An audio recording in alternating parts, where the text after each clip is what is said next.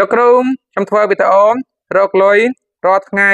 ធ្វើលើ Facebook Blog បានទេលោកគ្រូអូខេបានបងតែសូវល្អអញ្ចឹងណាបង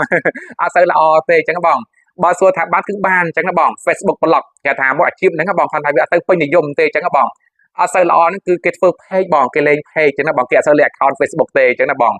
account Facebook ហ្នឹងគេធ្វើជា admin បងដើម្បីធ្វើការកាន់គ្រប់គ្រង page ភ្ជាប់ page ឲ្យបើករលុយអញ្ចឹងណាបងហ្នឹងណាតបនឹង comment បងពីខាង page បងសេងសំរាំងណាបងលេង page ល្អជាងអញ្ចឹងណាបងហ្នឹងណាបញ្ជាក់បងទៀតណាបងម្ដងទៀតណាបើសិនជាលោកគ្រូអត់ចង់ប្រើប្រាស់ page ចង់ធ្វើជា blog រកលុយតាម Facebook account មួយអាជីពហ្នឹងបានថាបានគាត់តែវាអត់សូវបានច្រើនគេអត់សូវពេញក្នុងការធ្វើទេបងអញ្ចឹងណាបងបើសួរយោបល់លោកគ្រូបាត់ពិសោធន៍គឺយើងធ្វើ page វិញ page ថ្មី original standard បែបជា blog video content នៃការហ្នឹងណាបងត្រឹមត្រូវតាមគោលការណ៍របស់គេហើយបងយក account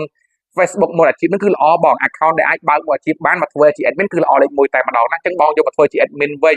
កុំផុស blog video ក្នុង account ស្ដាយអញ្ចឹងណាបងស្ដាយអញ្ចឹងណាធ្វើ page ដល់ទៅល្អជាងណាបងចង់រកទៅធ្វើ page ម្ដងណាបងបោះសាច់ជូនណាបងអរគុណ